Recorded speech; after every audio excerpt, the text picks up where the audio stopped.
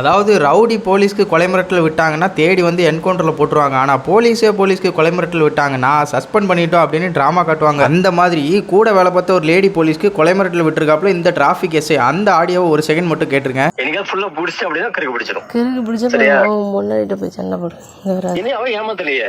இனி நம்ப வச்சு கருத்து யாரு என்ன அவ்வளவுதான் பார்க்க முடியும். இனி ஒருத்தி இப்படி ரோட்ல அலைய விட்டாலே எனக்கு தோணும் போது நேத்து நூலில தப்பிச்ச மாதிரி எல்லாரும் தப்பிக்க முடியாது. சரியா? ஒத்தில நீ என்ன ஒத்தில மழுக்கட்டேன்னு நினைச்சிட்டு இருக்கியோ, கூட ஒரு ஆள் வரும், நீ முன்னாடி மழுக்கட்டா பின்னாடி வெட்டு விழுவும், பின்னாடி திரும்பி உன் தலையில வெட்டுவேன் நானு. ஆனா நான் ஆசைப்பட்ட பொருளை தனியா எடுத்துருவேன். சரியா?